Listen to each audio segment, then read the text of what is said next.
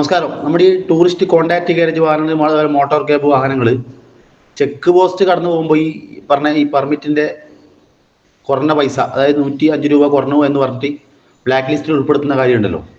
അതുപോലെ നമ്മുടെ ചില പ്രദേശങ്ങളിൽ നമുക്ക് കർണാടക ടാക്സ് അടക്കാൻ സാഹചര്യമില്ലാത്ത ഏരിയകൾ. അപ്പോൾ വാഹനം ലൈനിൽ നിന്നെങ്കിൽ RTO ചെക്കിങ്ങിൽ പിടിച്ചാൽ മാത്രമേ നമുക്ക് ടാക്സ് അടക്കാനുള്ള സാഹചര്യം ഉണ്ടാവും. അങ്ങനെയുള്ള ചെക്ക് പോസ്റ്റുകൾ കടന്നു പോകുന്ന സ്ഥലങ്ങളുണ്ട്, ബോർഡറുകൾ. അപ്പം അങ്ങനെ കടന്നു പോയി കഴിഞ്ഞാൽ നിലവിൽ ടാക്സ് അടക്കാണ്ട് നമ്മൾ വന്നു കഴിഞ്ഞാൽ നമ്മൾ പാസഞ്ചറോട് പറയും ടാക്സ് പിടിച്ചാൽ മാത്രമേ അടക്കണ്ടൂ എന്നുള്ളൊരു നിലപാട് പല ആൾക്കാരും പറയലുണ്ട്. അപ്പോൾ അത് പിന്നീട് വല്ലാണ്ട് ബാധിക്കുമെന്ന് ഞാൻ ബോധ്യപ്പെടുത്തുകയായിരുന്നു. കാരണം സർക്കാരിൻ്റെ ഭാഗത്തു നിന്ന് അപാകത വന്നുകൊണ്ട് ആ 105 രൂപ കുറഞ്ഞതുകൊണ്ട് ആ 105 രൂപയാണ് 2017 മുതൽ ഇങ്ങോട്ടേക്കുള്ള എല്ലാ വാഹനത്തിനും 105 രൂപ സർക്കാരിലേക്ക് ഖജനാവിലേക്ക് നടക്കാൻ വേണ്ടി ഇപ്പം അവർ ഓരോ വാഹനത്തിൻ്റെയും പെർമിറ്റ് എടുത്തത് കണ്ടുപിടിച്ചിട്ട് അവർ ഈടാക്കുന്നത്.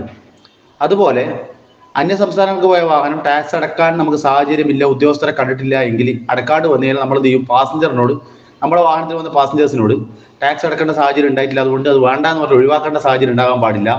പിന്നീട് വർഷങ്ങൾക്ക് ശേഷം ഇന്ന ഡേറ്റിൽ നമ്മുടെ വാഹനം പെർമിറ്റ് എടുത്ത് പോയതുകൊണ്ട് 17,000 രൂപ കർണാടക ടാക്സ് ആവശ്യപ്പെട്ടിട്ട് നോട്ടീസോ അല്ലെങ്കിൽ ബ്ലാക്ക് ലിസ്റ്റിലോ ഉൾപ്പെടുത്തും. അങ്ങനെ വരുമ്പോൾ നമ്മുടെ ഈ വാഹനത്തിൽ ട്രിപ്പ് വന്ന ആൾക്കാരെ തെരഞ്ഞുപിടിച്ച് അവരോട് 17,000 രൂപ ആവശ്യപ്പെടാനും നമുക്ക് കഴിയില്ല. ആയതുകൊണ്ട് നമ്മൾ എന്ത് ചെയ്യണം? എപ്പോഴും ടാക്സ് ഉൾപ്പെടെയുള്ള വാടക നമ്മൾ എപ്പോഴും വാങ്ങാൻ ശ്രദ്ധിക്കുക. അത് നിർബന്ധമാവണം. 105 രൂപ ഈടാക്കാൻ സർക്കാർ ഇപ്പോൾ തയ്യാറാവുന്നുണ്ട്.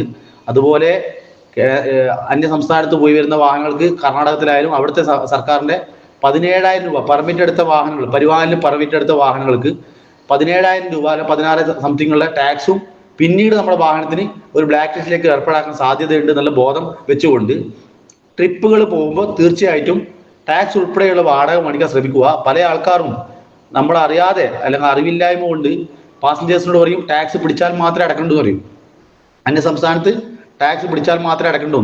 പക്ഷെ അത് മഹാവിഡിത്താണ്. പിന്നീട് ആ ടാക്സ് അടക്കേണ്ട സാഹചര്യം വരും. നമ്മളെ ഓട്ടം പോയ ട്രിപ്പ് പോയ കസ്റ്റമർ നമുക്ക് കണ്ടുപിടിക്കാൻ പറ്റാത്ത സാഹചര്യം ഉണ്ടാവും. അവർ നമുക്ക് തരാതിരിക്കും. ഈ 105 രൂപ പോലെയല്ല 16,000 15,000 ടാക്സ്. അതുകൊണ്ട് തന്നെ തീർച്ചയായിട്ടും ഏത് സംസ്ഥാനത്തേക്ക് പോകണ്ടെങ്കിലും ടാക്സ് ഉൾപ്പെടെയുള്ള വാടക മേടിക്കാൻ എല്ലാ ഓണർമാരും തയ്യാറാകണം, ശ്രദ്ധിക്കണം. ഓക്കെ, ഇതൊരു അറിവായിട്ട്, എൻ്റെ ഒരു അറിവായിട്ട് നിങ്ങൾ അറിയിക്കുന്നതാണ്.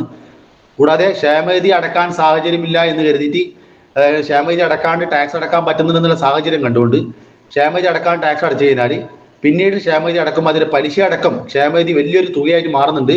അതും കൂടി ശ്രദ്ധിച്ച് ടാക്സ് അടക്കാൻ ശ്രമിക്കുക. അതുപോലെ ക്ഷേമനിധി അടക്കാൻ ശ്രമിക്കുക. ക്ഷേമനിധി സൈറ്റ് എപ്പോൾ പോകണമെന്ന് അപ്പോൾ തന്നെ ക്ഷേമനിധി അടച്ചില്ലെങ്കിൽ വലിയൊരു പിഴയടക്കം അവർ ഈടാക്കുന്നുണ്ട്. അതുകൊണ്ട് ക്ഷേമനിധി അടച്ച് ക്ലിയറാക്കുന്നതാണ് എപ്പോഴും നല്ല ബുദ്ധി എന്ന് എൻ്റെ ഒരു അറിവ് നിങ്ങളെ അറിയിക്കുന്നു. ഓക്കെ.